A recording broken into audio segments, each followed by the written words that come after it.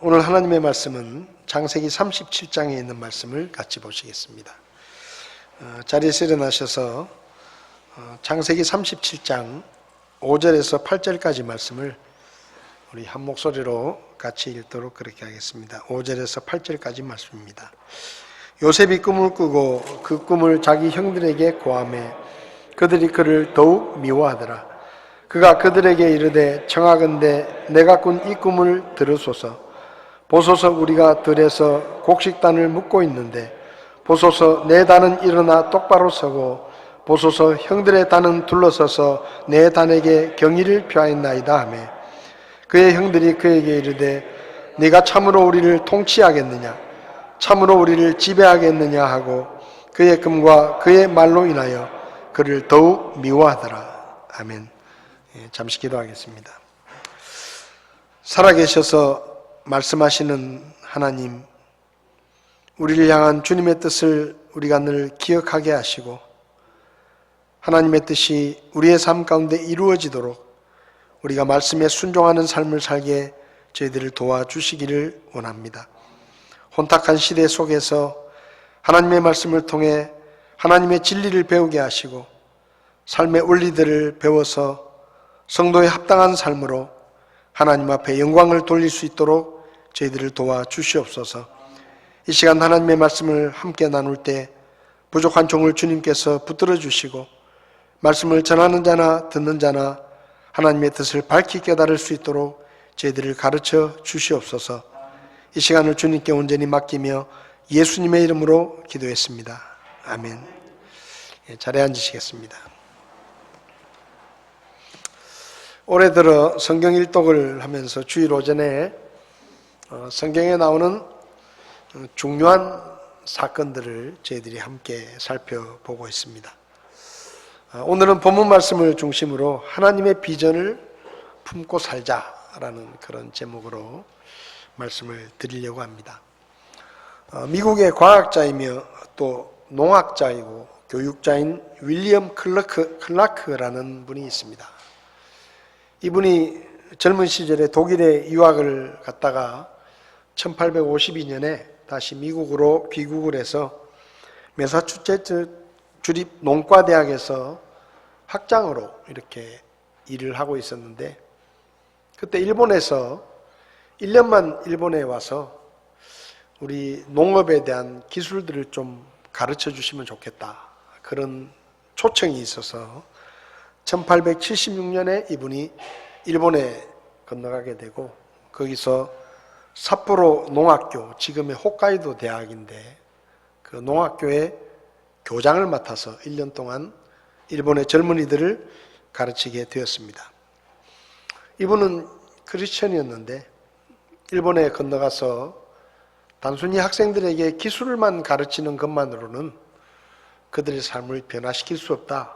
그렇게 생각을 해서 그 도지사를 만나가지고 내가 이 아이들에게 농업 기술도 가르치지만 정신교육도 내가 좀 같이 했으면 좋겠다. 그러니까 허락을 해달라. 그렇게 부탁을 했습니다. 그런데 그 당시에 이 홋카이도의 도지사는 솔직히 말하면 마음속에 굉장히 실망을 하고 있었습니다. 왜냐하면 이 클라크라는 사람을 초청해가지고 특별 과정을 만들고 거기 이제 학생들의 지원을 받아가지고 학생들을 선발을 해놨는데 그 선발된 학생들이 그 학교 선발이 됐음에도 불구하고 늘 몰려다니면서 술이나 먹고 방탕하게 사는 거예요. 그래서 이 도지사가 생각할 때 저런 친구들에게 뭘 가르쳐가지고 뭐가 되겠냐. 그래서 이거 그냥 포기하고 저 친구들 그냥 집으로 다 돌려보내고 그냥 그렇게 했으면 좋겠다. 그런 생각을 하고 있었는데 이 클라크가 와가지고 내가 이 학생들을 책임지고 기술도 가르치고 정신교육도 시켜가지고 내가 똑바로 된 사람들로 내가 키워놓겠다. 그렇게 얘기를 하니까 이 도지사가 마음에 힘을 얻어가지고 선생님 마음대로 한번 해보시라고 그렇게 허락을 했습니다.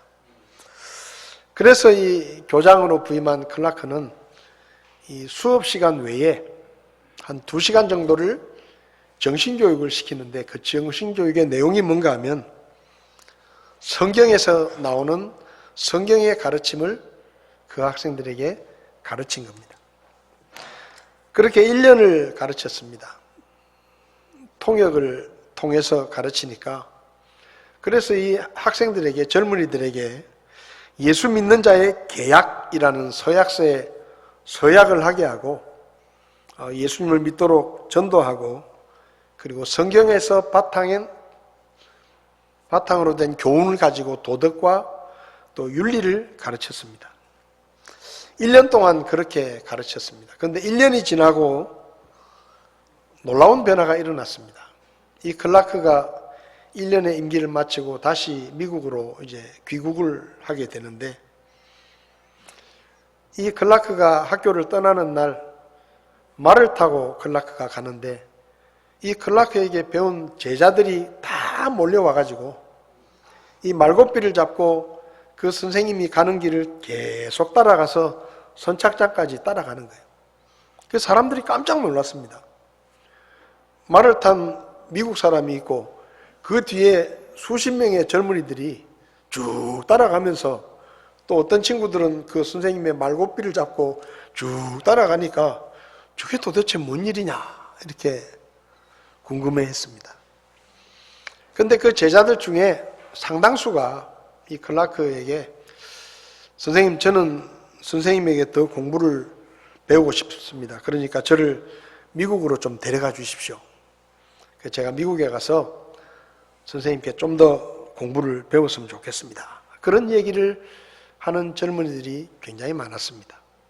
그런데 이 클라크가 그 학생들을 이제 이별을 하기 전에 그 학생들에게 너희들은 이 땅에 남아서 너희들의 나라를 책임지고 너희들의 나라에 영향력을 끼쳐서 이 나라를 잘 세워가야 된다. 그렇게 설득을 하면서 한 이야기가 있는데 그 이야기가 지금은 굉장히 유명한 말이 되어 있습니다. Boys be ambitious. 소년이여 야망을 가져라. 그 얘기를 이 클라크라는 분이 일본의 젊은이들에게 하고 떠났습니다. 그런데 이 말만 알려져 있다 보니까 대부분의 사람들은 사람은 야망을 가져야 되는구나. 큰 꿈을 가져야 되는구나. 이렇게 생각을 하는데 사실은 클라크가 이야기한 야망은 사람들의 욕망에서 나오는 야망이 아닙니다. 클라크가 했던 말을 전체 문장을 보면 이런 뜻입니다. 소년이여 야망을 가져라. 돈을 위한 야망, 이기적인 성취를 위한 야망, 명성을 얻기 위한 야망이 아니라 오직 사람이 갖추어야 할 모든 것을 얻기 위해서 야망을 가져라.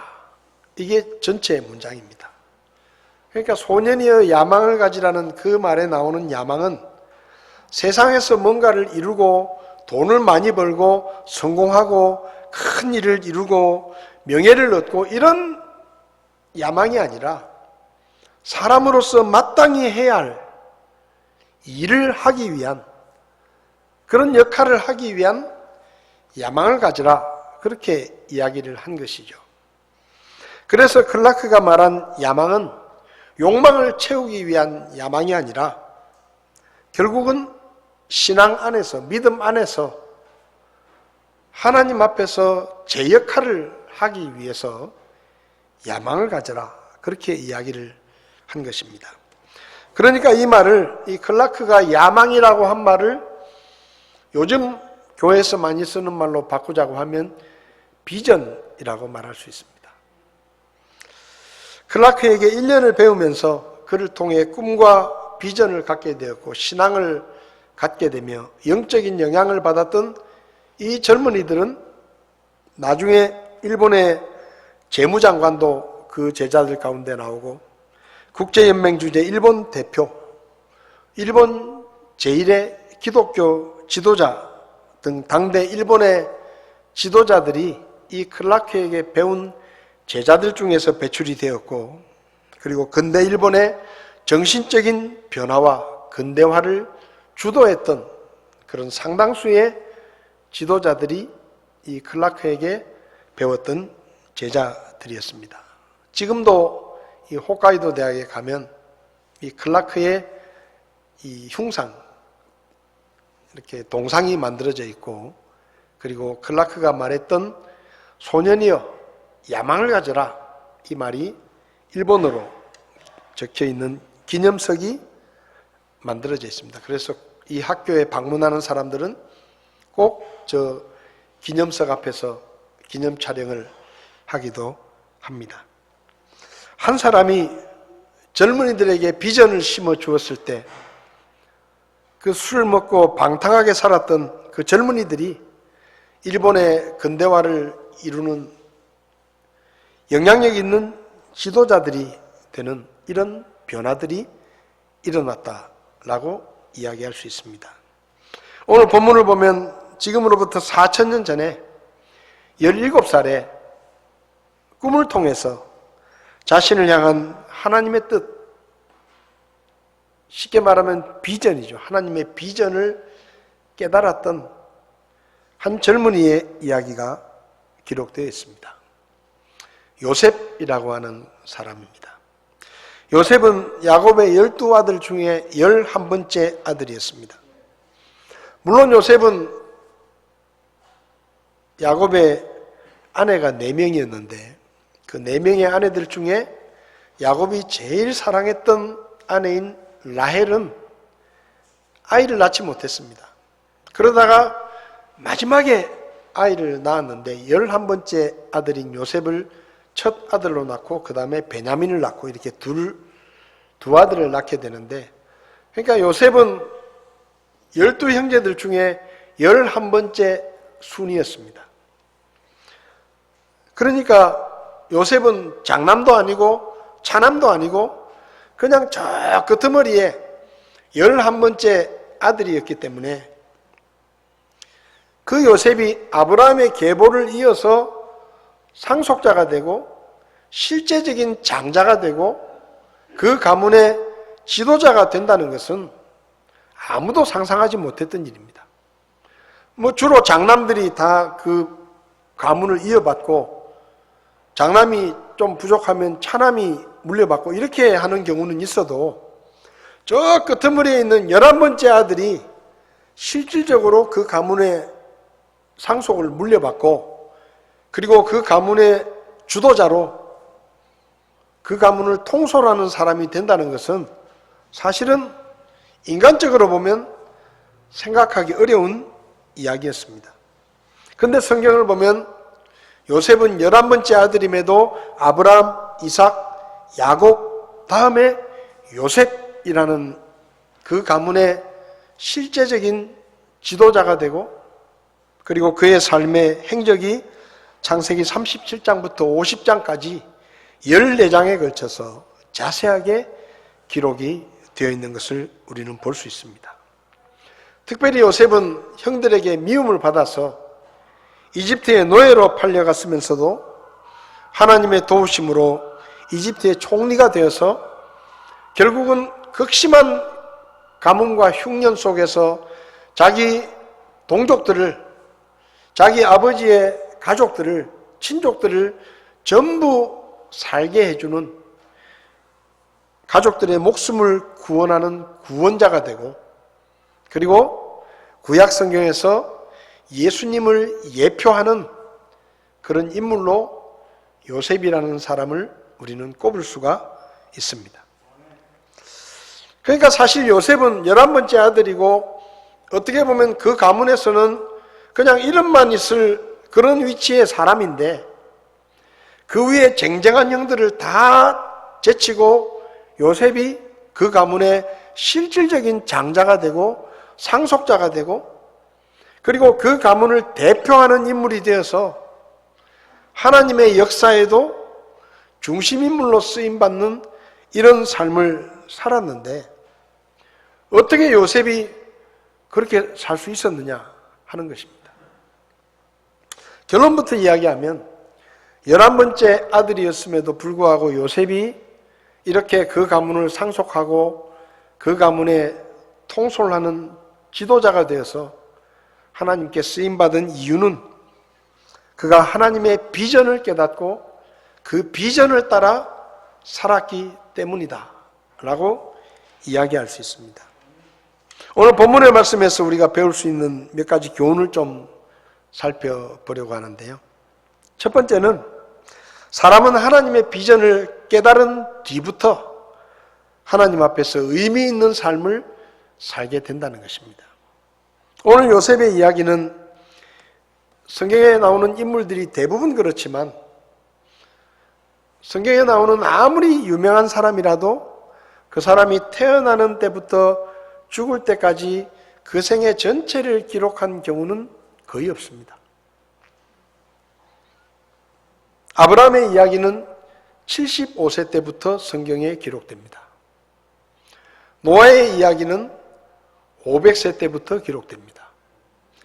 요셉의 이야기는 요셉이 17살 된 때부터 성경에 기록됩니다. 창세기 37장 2절을 보면 야곱의 세대들은 이러하니라 요셉이 17세가 되어, 그러니까 요셉의 이름이 처음으로 성경에 언급된, 자세하게 언급된, 물론 그전에도 이름은 5번 나왔지만 요셉의 행적이 본격적으로 성경에 기록되기 시작한 것은 17살 때부터입니다.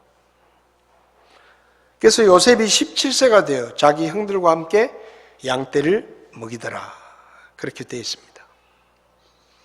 그러니까 요셉이 17살이 될 때까지는 그냥 족보가 나열될 때 요셉, 요셉 이런 이름은 나오는데 요셉의 구체적인 삶의 행적이 성경에 기록되기 시작한 것은 17살 때부터다 라고 이야기할 수 있습니다.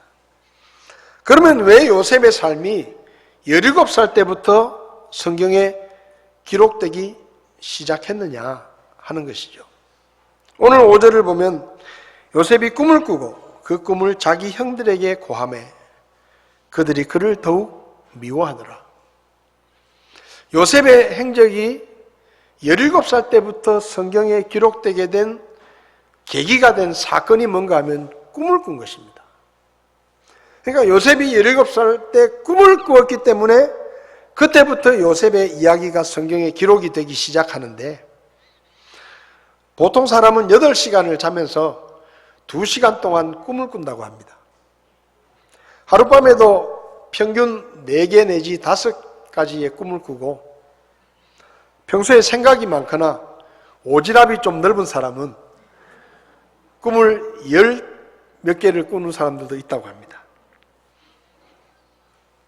그 사람은 하룻밤에도 수십 가지의 꿈을 꿉니다. 그런데 어떤 사람은 그 꿈을 기억하지만 어떤 사람은 나는 꿈을 안 꾼다라고 이야기하는데 사실은 꿈을 안 꾸는 게 아니라 꿈을 꾸기는 꾸는데 기억이 안 나는 거예요. 그러니까 사람은 하룻밤에도 누구나 다 5가지의 꿈을 꿉니다. 그런데 요셉이 17살 때 꿈을 꿨어요. 그런데 17살 때 요셉이 꿈을 꾼 게 뭐 그리 큰 일이라고, 우리도 매일 꿈을 꾸는데 요셉이 꿈을 꾼 게 뭐 그리 대단한 사건이라고 그 사건 이후부터 요셉의 이야기가 성경에 기록되기 시작했느냐 하는 겁니다. 어젯밤에 꿈을 꾸신 분도 많이 계시죠? 저희 집에도 꿈을 꾸는 사람이 있습니다. 저는 꿈을 꿔도 잘 기억을 못하는데 제 아내는 하룻밤 사이에도 꿈을 막 수십 가지 꿀 때도 있고, 어떨 때는 그 꿈 이야기를 듣다 보면 파란만장한 꿈을 꿉니다. 전 세계를 다니면서 꿈을 꿉니다. 그 기억을 잘해요 또. 여러분, 사람이 꿈을 꾸는 건 정상적인 거예요. 특별한 게 아닙니다. 그런데 하루에도 여러 번의 꿈을 모든 사람이 꾸는데 17살 때 요셉이 꿈을 꾼 그 사건이 왜 중요하냐는 겁니다. 요셉은 17살 때 2가지의 꿈을 꿉니다. 하나는, 첫 번째 꿈은 형들과 함께 들에서 곡식단을 묶고 있는데 자기 곡식단은 가만히 서 있는데 형들의 곡식단이 갑자기 빙 둘러서더니 자기 곡식단을 향해서 절을 했다 하는 꿈이에요. 두 번째 꿈은 해와 달과 11개의 별이 요셉을 향해서 인사를 하는 그런 꿈입니다. 요셉은 17살 때 꾸었던 이 두 개의 꿈을 통해서 무엇을 깨달았는가 하면 하나님의 뜻을 깨달았습니다. 자신을 향한 하나님의 계획, 하나님의 비전을 깨닫게 된 것이죠. 대부분의 꿈은 사람의 생각으로부터 옵니다. 아까 말씀드렸지만 평소에 생각이 많은 사람이나 오지랖이 넓은 사람들은 꿈을 많이 꿔요. 왜냐하면 생각이 많으니까 그 생각에서 꿈이 많이 나오는 겁니다. 그런데 요셉이 17살 때 꾸었던 이 꿈은 요셉의 생각에서 나온 꿈도 아니고 요셉에게서 나온 꿈이 아니라 하나님으로부터 주어진 꿈이었습니다. 그래서 하나님께서 그 꿈을 통해서 요셉에게 요셉의 장래에 일어날 일들, 요셉을 통해서 하나님이 이루실 일들을 하나님이 가르쳐 주신 거예요. 그래서 요셉은 그 꿈을 통해서 자신을 향한 하나님의 뜻을 깨달았습니다. 그러니까 왜 요셉의 삶이 17살 때부터 성경에 기록되기 시작했느냐? 그때부터 요셉이 하나님의 뜻을 깨닫고 하나님의 비전을 알고 하나님의 비전을 따라 살게 되었기 때문에 그때부터 요셉의 삶이 하나님 앞에서 의미 있는 삶이 되었다는 말입니다. 아브라함의 이야기가 왜 75세부터 나옵니까? 그전에는 하나님의 뜻을 몰랐어요. 그러니까 자기가 살고 싶은 대로 살았어요. 하나님의 뜻과 상관없이. 근데 75세에 고향을 떠나서 내가 지시하는 땅으로 가라. 내가 너로 큰 민족을 이루고 복의 근원이 되게 해주겠다 하고 말씀하십니다. 그 하나님의 뜻을 깨닫고 난 다음에 아브라함의 삶이 비로소 하나님 앞에 의미 있는 삶이 된 거예요. 노아도 500년을 살았지만 500년 동안 노아가 살았는지 아무도 모릅니다. 어떻게 살았는지. 왜요? 성경이 없어요. 그냥 노아는 하나님을 경외하고 의인이었다. 그런 얘기밖에 없지 그가 구체적으로 어떻게 살았는지는 잘 모릅니다. 근데 500세에 하나님으로부터 홍수가 있을 것이고 방주를 만들라는 하나님의 뜻을 깨닫게 됩니다. 그때부터 노아의 삶이 성경에 자세하게 기록이 됩니다. 여러분, 사람의 이름이 언제 하나님의 생명책에 기록되는지 아십니까? 우리가 태어날 때 하나님의 생명책에 우리 이름이 기록되는 게 아닙니다. 우리가 하나님의 뜻을 깨닫고 성경을 통해서 하나님의 사랑과 우리를 향한 구원의 계획과 예수 그리스도의 십자가의 죽으심이 무슨 의미인지를 깨닫고 우리가 그 하나님의 뜻을 알고 난 다음에 믿음으로 예수님을 구원자로 믿음으로 영접하고 우리가 구원을 받고 나면 그때 우리 이름이 생명책에 기록됩니다. 그게 무슨 말이에요? 하나님 앞에 의미 있는 사람이 됐다는 것입니다. 하나님과 개인적인 관계를 맺은 사람이 됐다는 것이에요. 하나님 앞에 가치 있는 사람이 되었다는 뜻입니다. 여러분, 사람은 하나님의 뜻을 깨닫고 하나님의 비전을 깨달을 때 하나님 앞에서 의미 있는 삶을 살 수가 있는 것입니다. 혹시 여러분 중에 아직도 예수님을 믿지 않는 분이 계시다면 여러분은 교회는 나왔지만 아직도 하나님하고 별 상관이 없는 삶을 살고 있는 것입니다. 여러분이 예수님을 믿고 구원을 받을 때 하나님 앞에서 여러분의 이름이 의미가 있게 되고 그 이름이 생명책에 기록되면서 우리의 삶이 비로소 하나님 앞에 의미 있는 가치 있는 그런 사람이 되고 우리가 살아가는 삶이 하나님과 관계 있는 삶이 되는 것입니다. 그래서 여러분 중에 아직도 혹시 구원받지 못한 분이 있다면 오늘이라도 예수님을 믿고 구원받아서 여러분의 이름이 생명책에 기록되고 하나님 앞에 의미 있는 한 사람으로서 가치 있는 삶을 살 수 있게 되기를 바랍니다. 그리고 구원받은 성도들은 우리를 향한 하나님의 뜻과 계획을 알 때 비로소 하나님 앞에서 가치 있고 의미 있는 삶을 살 수 있습니다. 저도 구원받은 후에 저를 향한 하나님의 계획이 무엇인지 잘 몰랐습니다. 그래서 구원받기 전에 제가 가지고 있었던 꿈, 내가 문학도가 되어서 작가가 되어서 꿈이 야무졌죠. 노벨상을 받는 작가가 되고 싶다. 그게 제 꿈이었습니다. 예수 믿기 전에도 그게 꿈이었어요. 그런데 예수 믿고 구원은 받았지만 하나님이 나에게 무엇을 원하시는지 잘 몰랐습니다. 그래서 제 마음속에는 계속 그 꿈을 향해서 제가 나아가고 있었죠. 그런데 제가 구원받고 1년쯤 지나서 1981년에 밀양 유천강변에서 부산 지역에 있는 교회가 연합으로 여름 수양회를 했습니다. 그때 제가 수양회에 참석을 했습니다. 근데 어느 날 저녁에 강사 목사님이 설교를 하시는데 여러분 그때는 이 수양회를 해도 큰 천막 하나 쳐놓고 거기 다 앉아가지고 예배를 드렸는데 강변이니까 모기가 얼마나 많은지 몰라요. 근데 모기가 계속 왔다 갔다 하면서 사람을 괴롭히는 거예요. 근데 그 강사 목사님이 설교를 거의 2시간을 했어요. 저녁에. 얼마나 힘든지.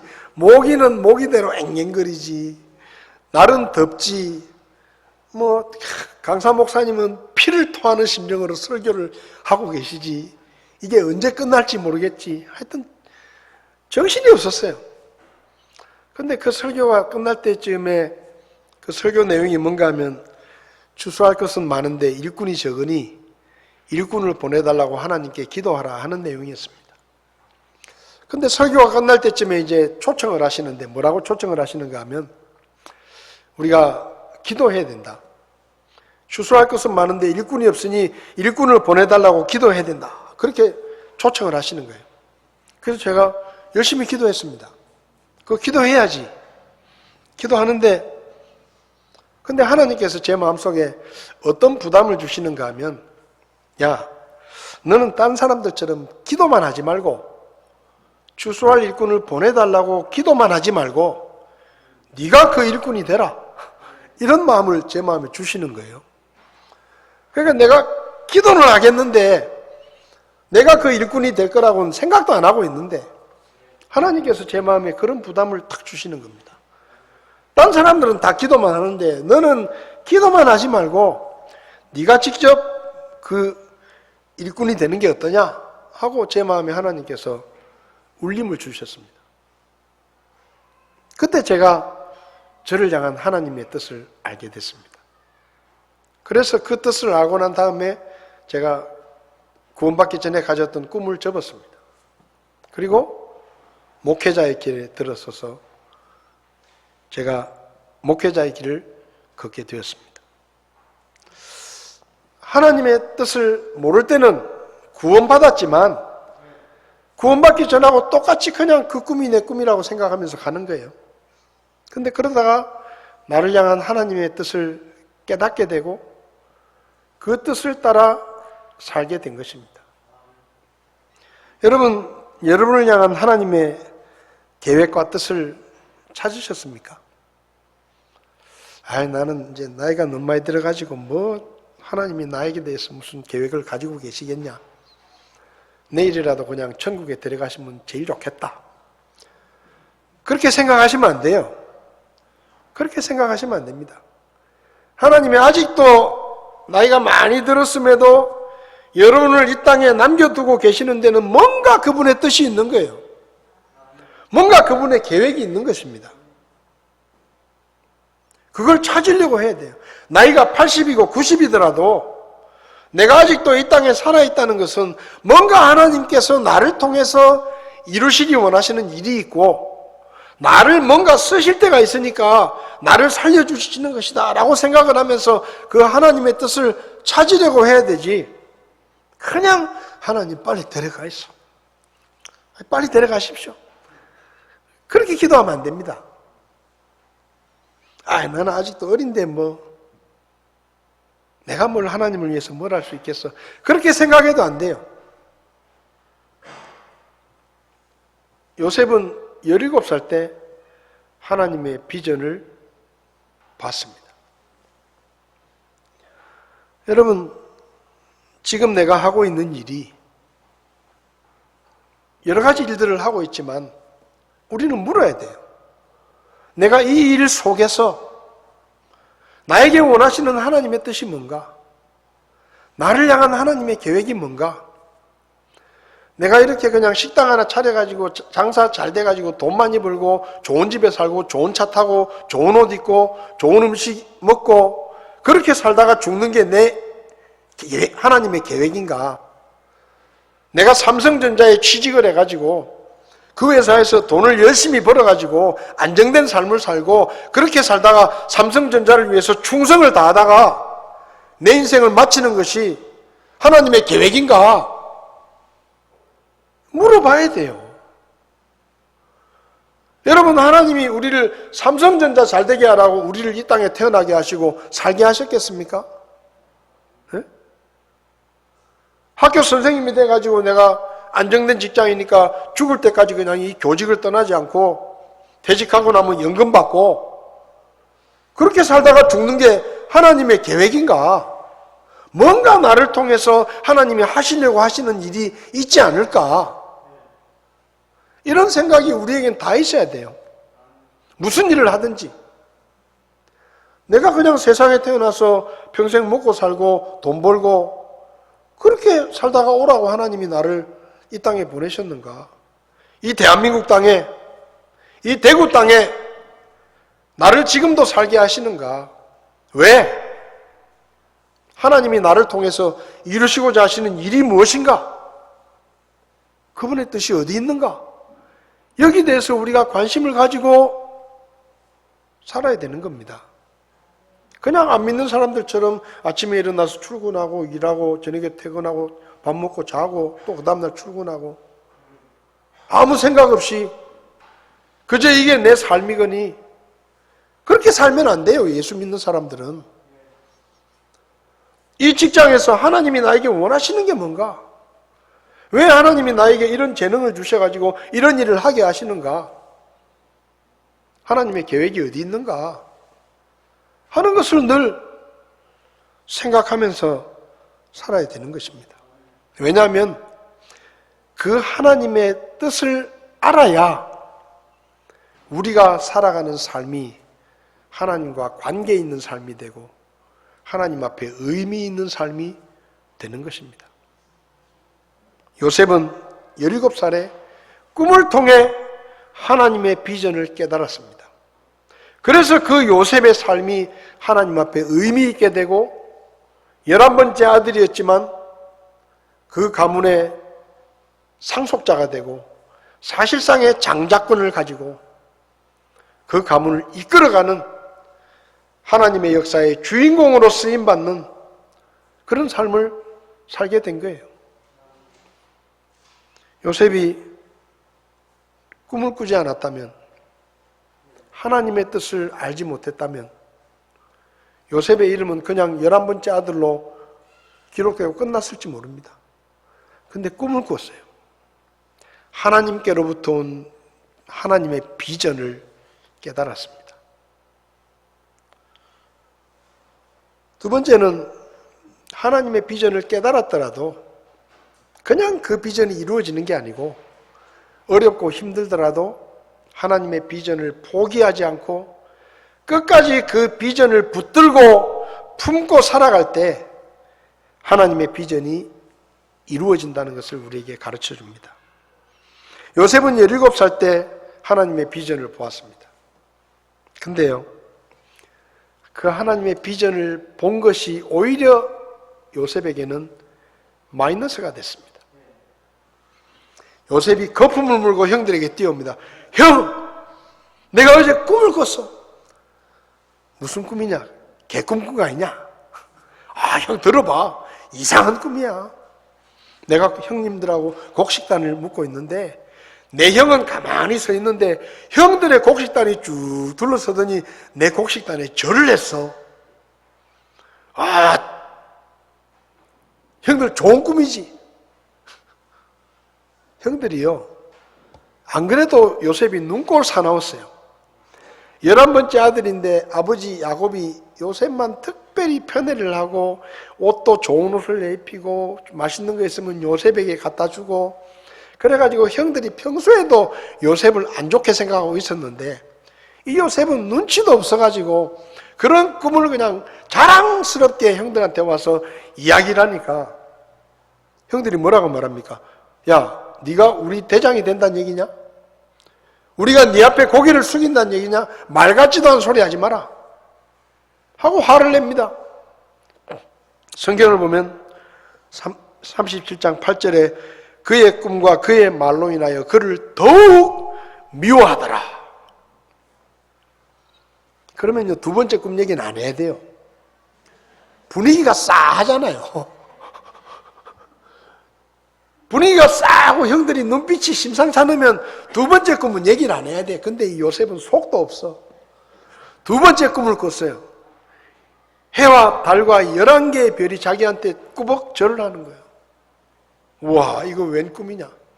또 쫓아가서 이번에는 형들한테만 얘기한 게 아니라 엄마 아버지 다 오라 해놓고 식구들 다 모아놓고 어제 내가 꿈을 꿨는데 해와 달과 11개의 별이 나를 보고 절을 하더라. 죽으려고 환장했지. 형들의 눈빛이 심상치 않으면 눈치를 딱 보고 이 꿈은 그냥 숨겨야 돼. 그런데 막 아버지 앞에서 자랑을 떨 형들이 또 화를 냅니다. 야, 지난번엔 우리만 이야기하더니 이번에는 엄마 아버지까지 나한테 뭐 절을 한다고? 이런 버르장머리 없는 놈.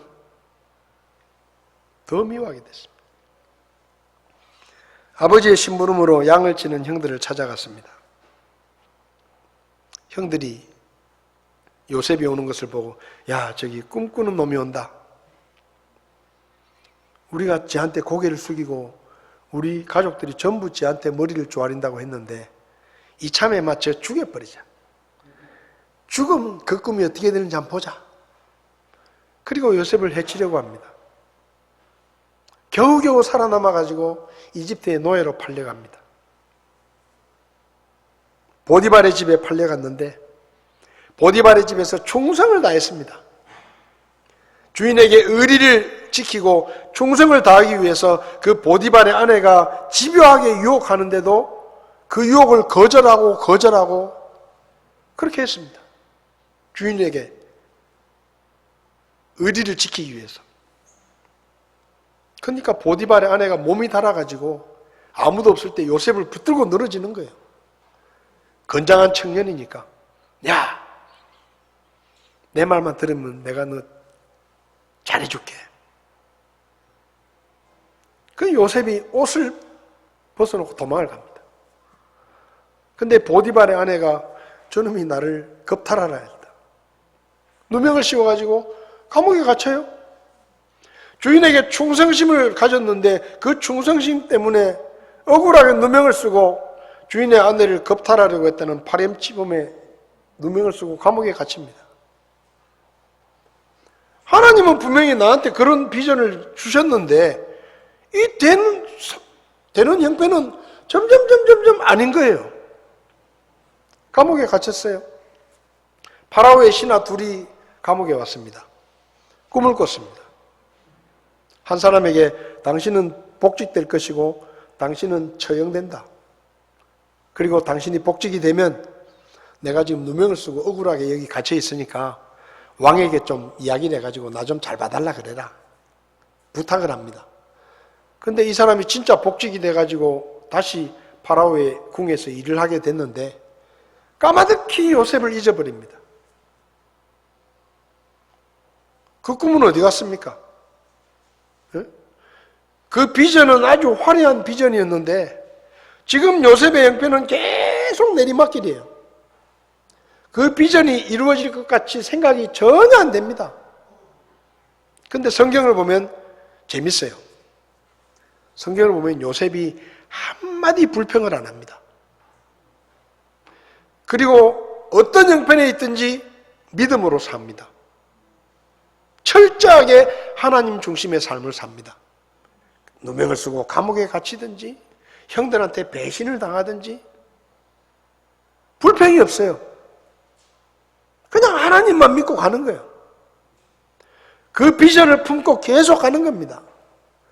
언젠가 하나님께서 주신 비전은 반드시 이루어질 것이다. 내 상황이 어떻든지 지금 현실이 어떻든지 하나님이 보여주신 그 비전은 반드시 이루어진다. 믿음을 가지고 사는 겁니다. 요셉이 점점 사람들에게 잊혀져 가고 있을 때 하나님께서 이집트 왕 파라오에게 꿈을 꾸게 하십니다. 살찐 소 7마리가 나왔는데 빼빼 마른 소 7마리가 뒤에 나오고 좋은 이삭이 7개가 나오고 그 다음에는 흉하게 마른 이삭 7개가 나오고 이 두 가지의 꿈을 꾸니까 파라오가 뒤숭숭한 거예요. 뭔가 이런 꿈은 처음인 거예요. 그래서 이집트의 지혜자들을 다 불러놓고 야, 내가 꿈을 꿨는데 이 꿈이 이상하다. 도대체 이 꿈이 무슨 뜻이냐? 너희들이 한번 해몽을 해봐라. 근데 아무도 그 꿈을 해몽하지 못하는 거예요. 그래가지고 파라오가 답답해가지고 괴로워하는 거예요. 도대체 이 꿈이 무슨 꿈이냐? 그때 이 복직된 관원이 요셉이 생각났습니다. 한 2년 전에 자기가 감옥에 갇혔는데 요셉이 꿈을 풀어주는데 진짜 신기하게도 그 꿈이 그대로 다 맞았어요. 그래서 자기가 복직이 됐어요.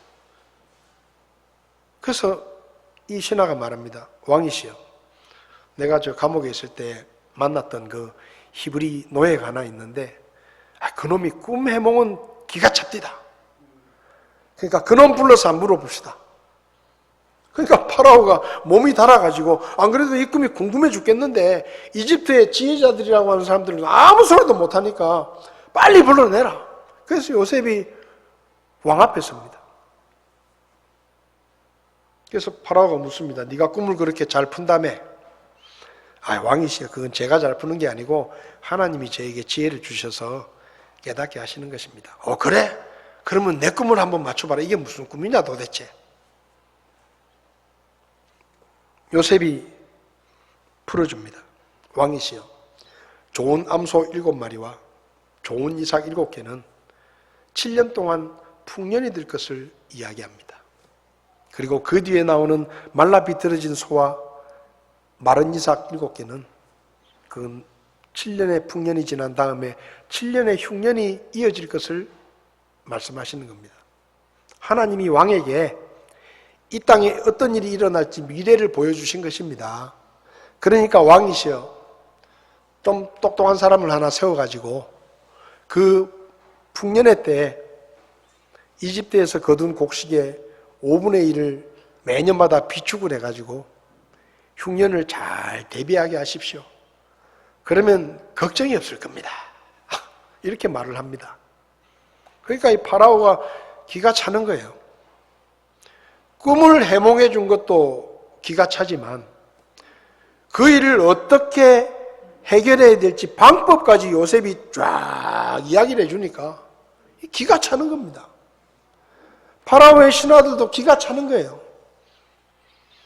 그 나라에 나이 많은 지혜자들이 많은데 이제 30살밖에 안 된 히브리 청년, 자기 민족도 아니고 노예, 외국인 출신의 노예 청년이 그 꿈을 쫙 풀어주더니 이렇게 하면 걱정 없을 겁니다.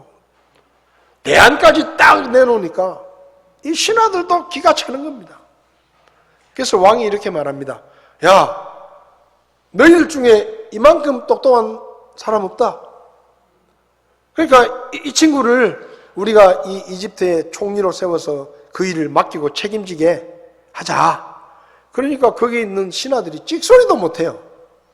보통 때 같으면 뭐 반대도 하고 근본도 모르는 외국인 노예를 어떻게 그 자리에 세우느냐라고 막 갑론을박을 할 텐데 자기들이 직접 봤잖아요. 꿈을 쫙 풀어주더니 대비책까지 딱 이야기를 하니까 왕도 그렇고 신하들도 아무 소리도 못하는 겁니다.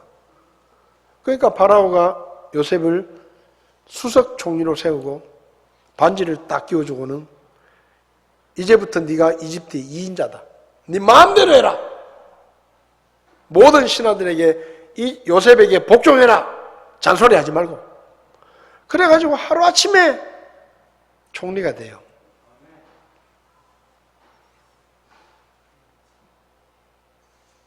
요셉이 이집트의 노예로 팔려온 지 13년 만에 나이 30에 최강대국인 이집트의 총리가 됩니다. 그리고 7년 동안 풍년이 됩니다.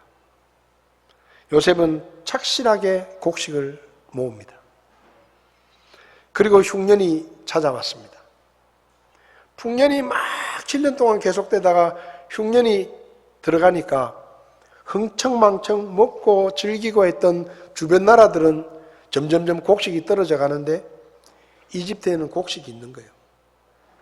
그래서 한 1년쯤 지났을 때 주변 나라들에서 곡식이 떨어지니까 이집트에 곡식을 사러 옵니다. 근데 야곱의 가족들도 가나안 땅에 기근이 들어가지고 곡식을 구하러 이집트로 옵니다. 창세기 42장 6절을 보면 요셉은 그 땅에 총독이 되어 그 땅의 온 백성에게 파는 일을 하였는데 요셉의 형들이 와서 그 앞에서 얼굴을 땅에 대고 엎드려 절하니. 이게 뭐죠? 첫 번째 꿈이 그대로 이루어진 거예요. 형들이 요셉 앞에 와서 엎드려 절을 합니다. 창세기 47장을 보면 야곱과 그 식구들이 전부 이집트로 이주를 해가지고 파라오 왕을 아련합니다. 아마 요셉의 두 번째 꿈은 그 자리에서 이루어졌을 것 같습니다. 온 식구들이 파라오 왕 앞에 절을 하는데 그 옆에 요셉이 총리가 서 있습니다. 그러니까 요셉의 두 번째 꿈이 그렇게 성취된 거예요.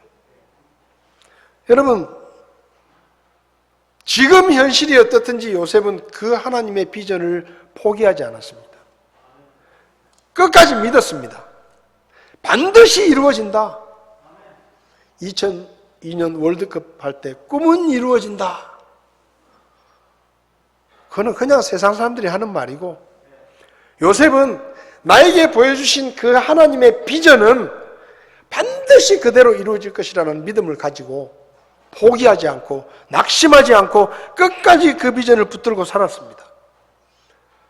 그래서 요셉이 13년 만에 총리가 되고 그리고 20년쯤 되었을 때 그 꿈이 현실로 이루어집니다. 놀랍지 않습니까? 현실이 하나님이 주신 비전과는 전혀 반대로 가고 있을 때, 내림막길로 가고 있을 때, 아무것도 실마리도 보이지 않을 때 요셉은 그래도 그 꿈을 붙들고 있었습니다. 하나님의 비전을 붙들고 있었습니다. 여러분, 하나님께서 우리에게 주신 여러 가지 비전들이 있을 것입니다.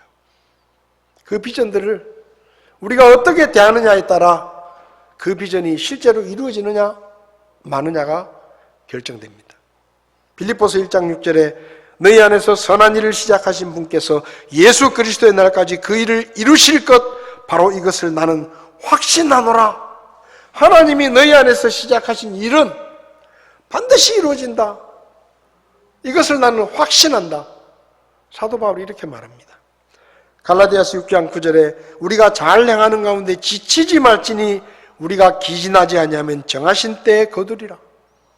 하나님이 우리에게 심어주신 그 뜻, 하나님의 비전, 그것을 우리가 포기하지 않고 끝까지 붙들고만 있으면, 믿음으로 그 뜻을 붙잡고 있으면 하나님의 때에 그 비전이 이루어진다는 것입니다. 여러분, 하나님께서 우리에게 주신 비전들이 많이 있습니다.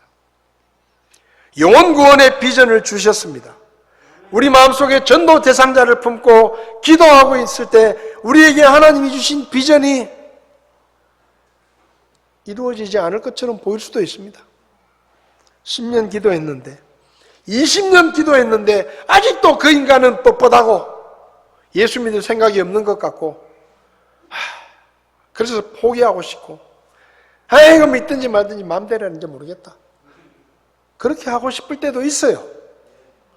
근데 우리가 그 비전을 붙들고 포기하지 않고 우리가 기도하면 하나님의 때에 그 영혼 구원의 비전을 하나님께서 이루어 주실 것이라고 우리가 믿어야 됩니다. 여러분, D.L. 무디가 복음을 전하기 원했던 친구들이 여러 명이 있었는데, 그 친구들 중에 그 유명한 D.L. 무디도 자기가 전도하고 싶은 사람 다 전도한 게 아니에요. 그 전도 대상자 친했던 친구들 중에 3명이 D.L. 무디가 죽을 때까지 믿지 않았습니다. 근데 D.L. 무디가 죽고 나서 그 친구들이 예수님을 믿고 구원을 받습니다. 그게 뭐예요? 죽을 때까지 포기하지 않은 거예요. 끝까지 그들의 이름을 부르며 기도한 것입니다.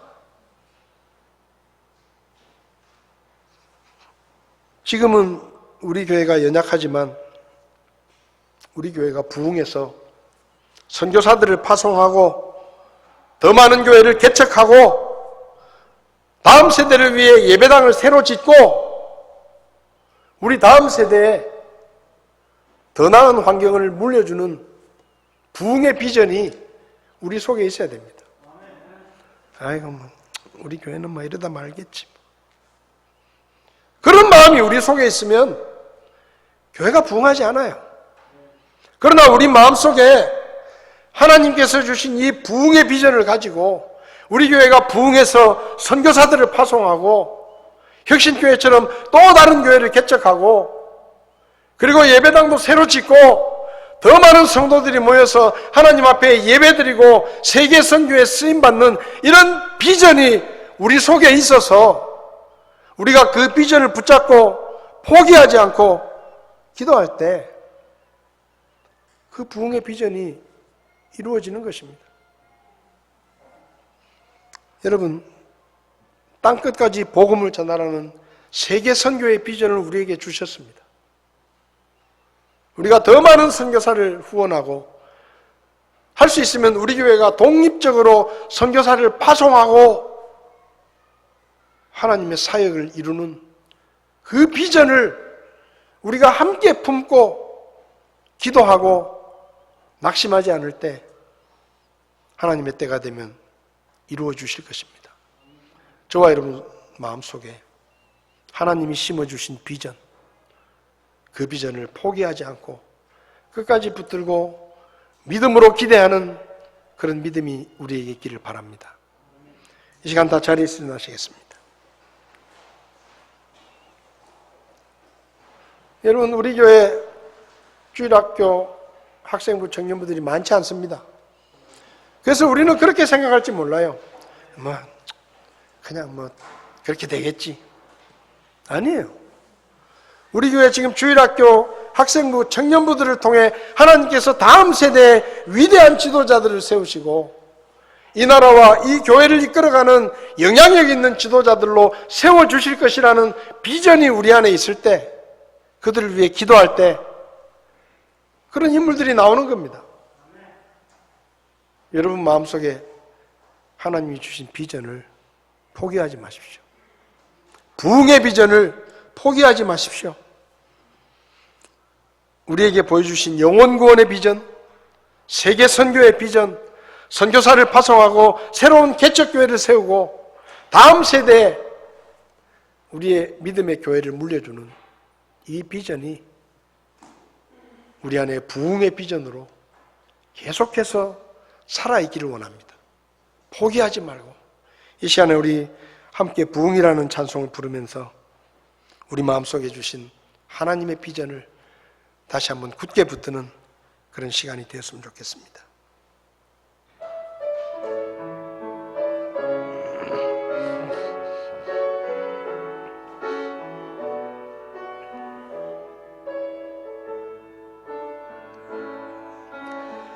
이 땅의 황무함을 보소서.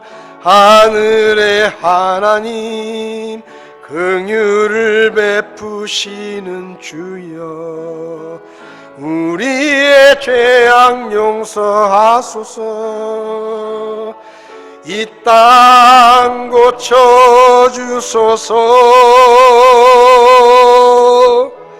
이제 우리 모두 하나 되어 이 땅에 무너진 기초를 다시 쌓을 때 우리의 우상들을 태우실 성령의 불 임하소서. 붕의 불길 타오르게 하소서. 진리의 말씀 이 땅 새롭게 하소서. 은혜의 강물 흐르게 하소서. 성령의 바람 이제 불어와. 오 주의 영광 가득한 새날 주소서. 오 주님 나라 이 땅에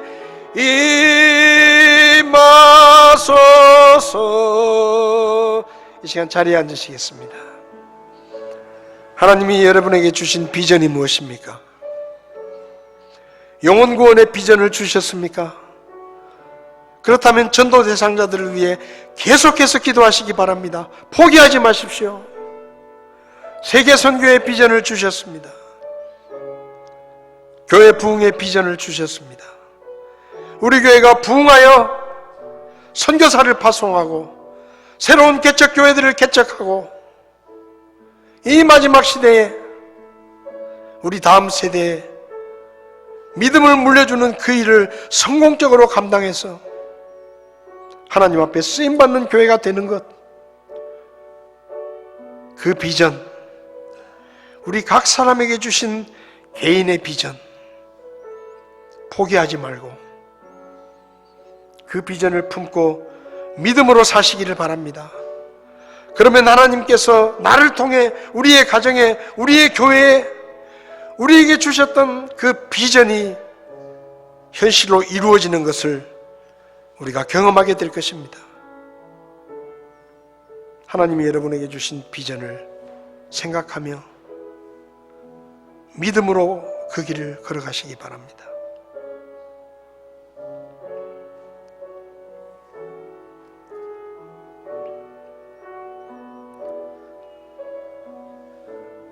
살아계신 하나님, 주님 오실 때 가까운 이 시대에 우리를 통해 이루시기 원하시는 하나님의 비전을 우리에게 선명하게 보여주시옵소서. 우리 교회를 통해 이루고자 하시는 하나님의 비전을 우리 모두가 볼 수 있게 해주시옵소서. 그리고 주님이 심어주신 그 비전, 영혼구령의 비전, 세계 선교의 비전, 교회 부흥의 비전을 품고 우리 각 사람이 낙심하지 않고 믿음으로 기도하게 하시고 주님의 때에 그 비전이 현실로 이루어지는 것을 우리 모두가 경험할 수 있도록 저희들을 도와 주시옵소서. 지금은 약하지만, 가진 것이 없지만, 요셉처럼 지금은 내리막길이지만 우리가 그 비전을 포기하지 않고 붙들 때 주님께서 우리를 끌어올리시고 영광스러운 비전을 이루시는 것을 우리 모두가 소망할 수 있게 도와주시옵소서. 예수님의 이름으로 기도했습니다. 아멘. 예배를 마치겠습니다.